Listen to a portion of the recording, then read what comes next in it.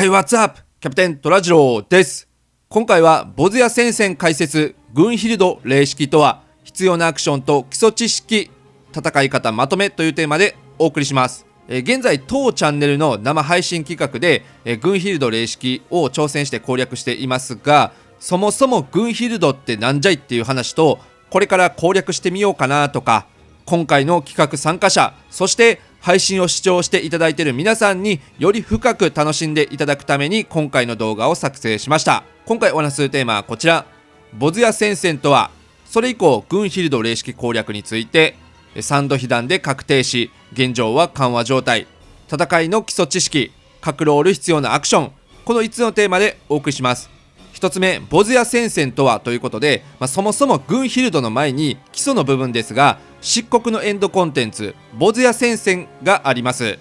ざっくりとした特徴としては、漆黒クリア後に解放できます。コンテンツ内はレベル80固定、専用のランク、専用のアクション、レベル71から80のレベリングになる。コンテンツ内はレベル80で固定されて遊ぶことになるのですが、コンテンツ解放は漆黒終わってからですが、解放後はレベリングとしても使うことができ、レベル71から80までは経験値が美味しいです。コンテンツに突入すると専用のフィールドに入り、フィールド内にあるボズヤ戦線内ではスカーミッシュと呼ばれるフェイトに参加して経験値を稼ぎつつ、コンテンツ独自の経験値である戦果も集めることでランクを上げていきます。コンテンツ内はレベル80のスキルを使うことになりますが、それ以外にコンテンツ内専用のロストアクションがあります。これは非常に効果が大きいものが多く、例えば15秒間攻撃力を 50% 上昇させるものなど強力なものが多いです。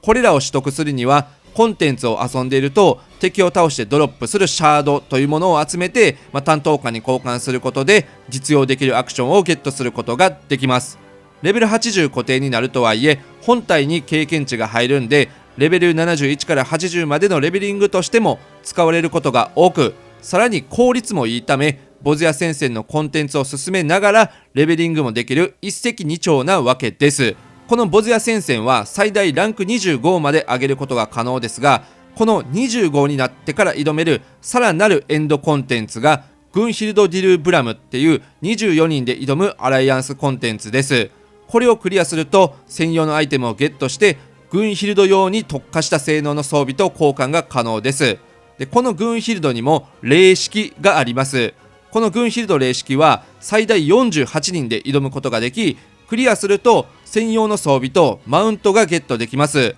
装備は FF シリーズおなじみのジャッジマスターをモチーフにした装備で染色可能。マウントは4人乗りであるケルベロスがもらえます。このマウントこそがクリアの証でもあるし便利なので欲しいって人も多いのですが、霊式かつ人数が要求されるということで敷居が高いので、現状は人が集まりにくい環境であります。ただしこのマウントが欲しかったりクリアしたいって人は潜在的にいるので、ロドストなどで募集を出すとまだ集まるという話も聞きます。これがボズヤ戦線の基本の流れです。ではここからグンヒルド霊式について掘り下げて解説していきます。グンヒルド霊式攻略3度被弾で確定しということで、グンヒルド霊式はボスの攻撃や全体攻撃ももちろん痛いのですが、ギミック処理に失敗するとデバフが付与されます。これは3つまでスタックされていき、3つ溜まった時点で即死するので、ギミックを処理することが最優先です。しかも1回被弾するだけで攻撃力を大幅に低下させるデバフも付与されるので、できるだけ快適に攻略を目指すのであれば被弾ゼロが理想なわけです。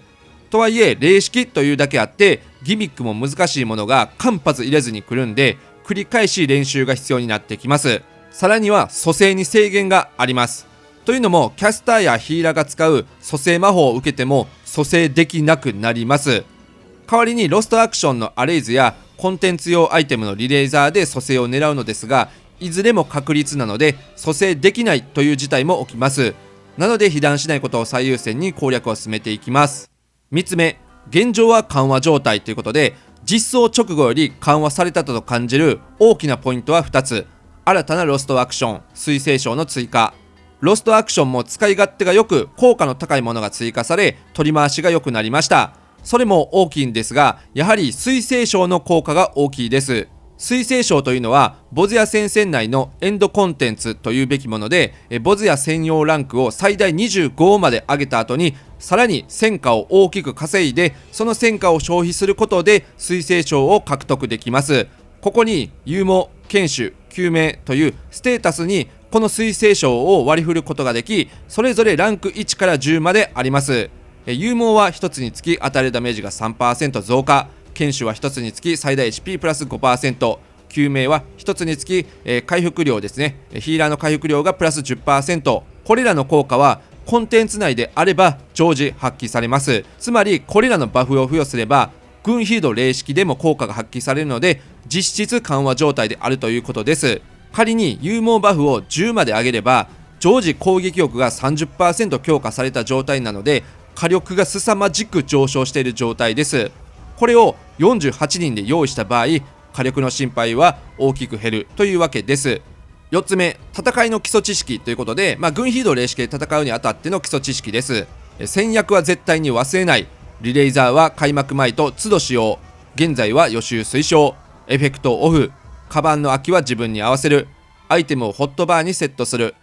アクションマイセット、蘇生魔法は効かない、アクションは最大限に使用する。霊式を挑むにあたっての必須事項です。まず各ロールに応じた戦略という能力を絶大に強化するアイテムは必須です。これがないと敵の全体攻撃で即死します。次にアイテムのリレイザー、これは事前に使用しておくことで 70% の確率で戦闘不能になった時に自動で蘇生が入ります。生き返るたびに使用できるので、カバンに空きがあれば可能な限り持っていき、これで蘇生を狙っていきます。戦う前の予備知識として現状は予習推奨のコンテンツとなっています。というのもすでに早期攻略という遊び方はなく、予習するための動画や情報がすでに出回っているので、これを予習して頭に入れた状態で挑むと実戦はすぐにうまくはいきませんが、攻略の進行度が圧倒的に変わるので推奨というか必須とされる場面が多いです。次にエフェクトオフ、これが一番大事であると。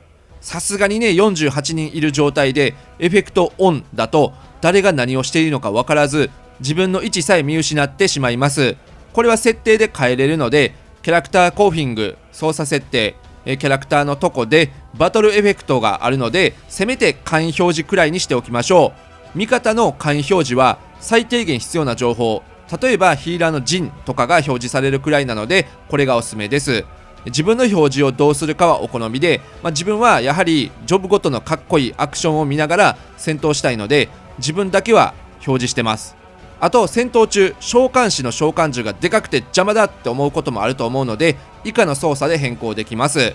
すべて小さくしておくと快適です。次にカバンの空きは自分に合わせましょう。挑む固定によってはあらかじめアクションが指定されていることもあるでしょう。大体は指標というか目安程度にあり、カバンに空きがある状態にあると思います。そこから自分に合うアクションを入れたりや、リレイザーをマックスにしてできるだけ蘇生できるようにしたり、自分に合わせましょう。コストは最大99まで入れれるので、使えるものは使えるようにしておくとグッド。そしてリレイザーやポーション、エーテルなどを持っていくことも多いと思います。それらを使用する際、もしかしてボズやアクションリストをわざわざ開いて使用してませんか？ロストアクションはそれで変更する必要はありますが、アイテム関係はホットバーもしくはクロスホットバーにセットできます。これでとっさに使用することができ、特にリレイザーは対応するので、使用の忘れを防いだり快適にするためにもホットバーにセットするのがおすすめです。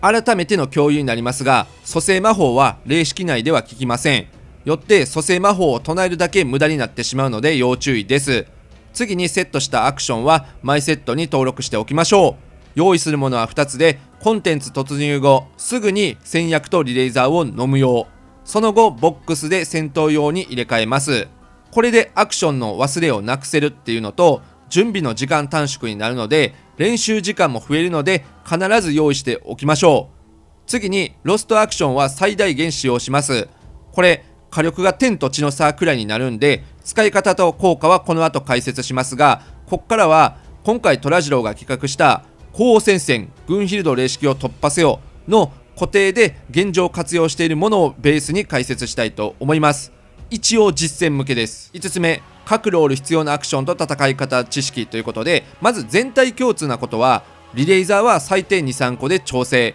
アクションでできるだけ火力アップ、基本戦闘中にしか発動できません。ロールごとにしかできないアクションがあります。構成で必要なものが変わる。基本ヒーラー LB3 優先、勇猛バフによる緩和状態なので詰め切るのは後回し。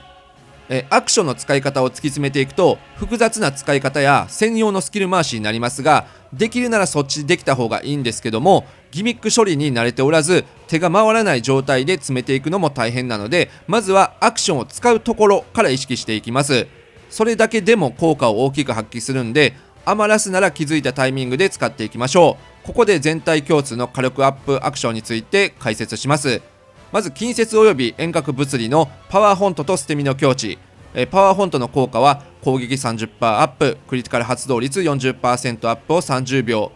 捨て身の境地の効果は HP が減少し続ける代わりに攻撃 55% アップ15秒。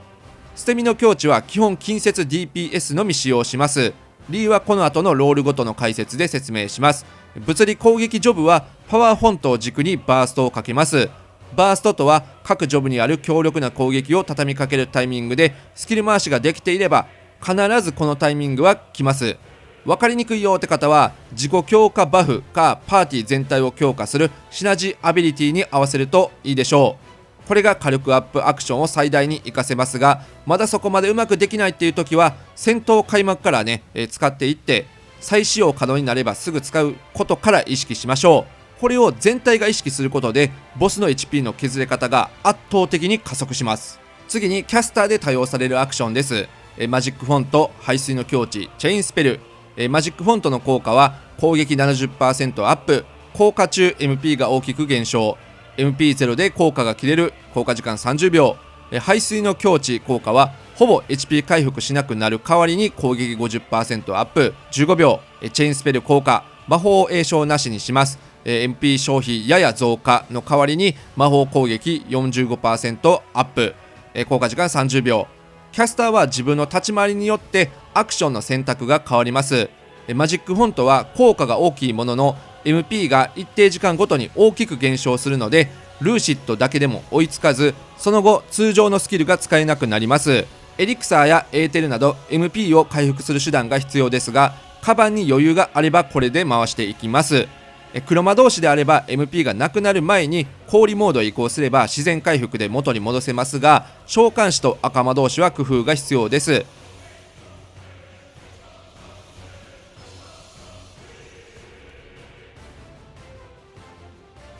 それが面倒だよって人はチェインスペルが有用です。単純にギミックが激しいコンテンツなので、移動しながら攻撃できるところに利点があります。自分は一騎打ちの時はこれを採用しています。MP 消費増加とはいえルーシットでも追いつくので余裕があります。ただ詠唱なしというメリットが召喚士だと活用しづらいので、排水の境地で代用するのもグッド。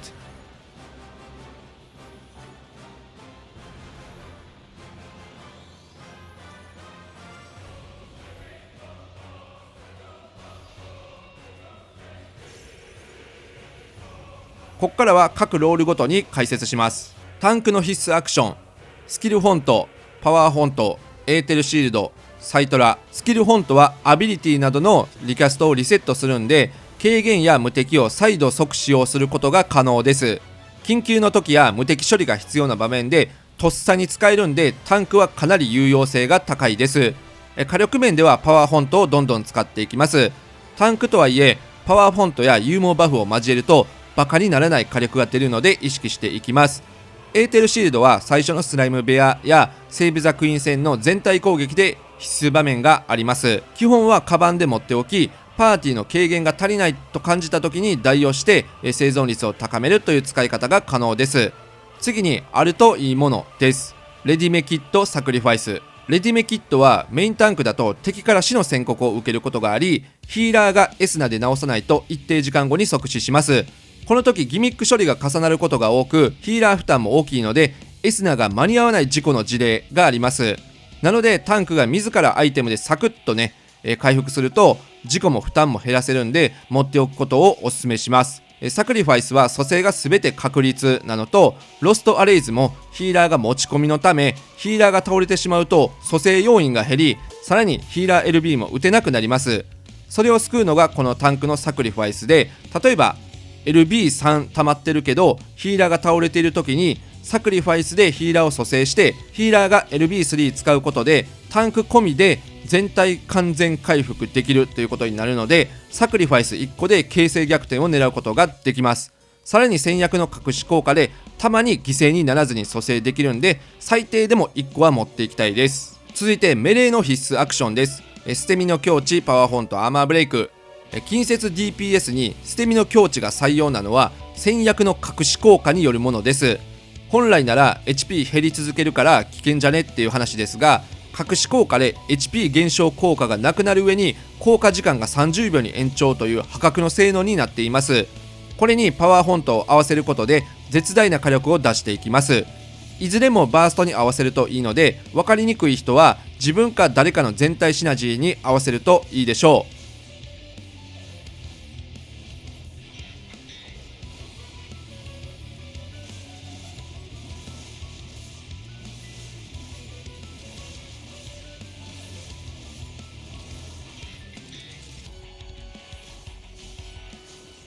ただし構成によっては近接が2名いる場合、片方がアーマーブレイク担当になることがあります。これは対象が受けるダメージ 10% 増加の効果で、アライアンス全体に効果があるので、できるだけ維持していきます。基本はパーティー単位で順番に回して維持していきます。ただ連携が取れなかったりギミック処理で追いつけない場合があるので、攻略途中は気づいた人が入れるということにしておくと、全体として効果を大きく発揮します。あるといいもの、モノマネですね。アクションを使い切った時などにモノマネでよそからねこう代用していくと。ただしこれ高額なんで、もう超上級者向けでお好みでお願いします。続いてキャスター必須アクションです。マジックフォント、チェインスペル、フレアスター、これは全体で1名、ケアルジャ、これはパーティーに1名必須です。まずマジックフォントかチェインスペルかは自分の戦闘スタイルに合わせてください。マジックフォント採用の赤魔導士と召喚士はエリクサーやエーテルなど MP 回復は必須です。アライアンス全体で1名だけフレアスター担当が必須です。これは絶大な効果力ですが、重ねがけができないため1人で維持していきます。フレアスターは MP をほぼ全て使用するんで、即戻せる黒魔導士の採用が有用です。できれば高火力で打って維持したいのと、チェインスペル使用中はフレアスターが打てなくなるんで、必然とマジックフォント採用です。キャスターの特徴といえばケアルジャの隠し効果です。全体にブレイブの効果をね、付与しますが、従来のブレイブよりも効果が2倍と恩恵がかなり大きいので、キャスターは開幕からケアルジャをパーティーに付与し続けて火力アップを維持していきます。ついでに回復するのもポイントです。続いてレンジ必須アクションです。パワーフォント、スピードスター。レンジ最大の特徴はスピードスターによるパーティー全体の強化です。効果時間が60秒と長いんで、これを維持しながら戦い、自身もパワーフォントで火力を出していきます。あるといいもの、サイトラ、ケアルジャ、ケアルラ。サイトラやケアルジャはアクションの兼ね合いで人手が足りてない時に採用します。ケアルラは隠し効果で対象者に MP 継続回復を付与します。これはマジックフォントで MP を使い果たした赤魔導士や召喚士に使うことで MP を戻すことができます。ただし自身にスローの効果を付与するのとアクションの手間があるんで、基本は不採用ですが、キャスターがどうしても MP を戻せない時に採用してパーティーとしての火力アップを維持します。スローにはなりますが、スピードスターがあるんで体感少し遅いくらいです。ただしデバフが重なるほど遅くなるのでデメリットが大きいです。続いてヒーラー必須アクションです。アレイズ、シェル2、プロテス2、リフレク。アレイズはそもそも軍ヒード霊式では蘇生制限により発動しないのですが、戦略の隠し効果によりロストアレイズが低確率で効果を発する、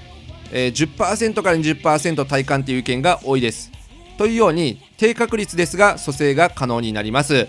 軍ヒード霊式攻略中は特に死者が多いので、可能な限りこれで蘇生を行っていくので、ヒーラーはカバンにありったけのアレイズを持っていくのがデフォルトです。シェルとプロテスは単純明快の軽減で、ヒーラー2人いるんで各自で担当を分かれてそれぞれ持ちます。ギミックによってはリフレクで相手の攻撃を跳ね返す場面があるためヒーラーが担当します。はい、といったように基本的なねアクションの使い方や戦闘の解説は以上になります。今後ね軍ヒード霊式に挑んでみようと思う方、もしくはね軍ヒードじゃなくてもねボズや戦線でもこれらのアクションは、使えますので、ちょっと使って、スムーズにしていこうとか火力を出していこうという方は参考にしてみてください。ということで今回以上になります。ご視聴ありがとうございました。バイバイ。とっととととらとらじろう、とっととととらとらじろう、こんな感じに生きてゆくとらじろう。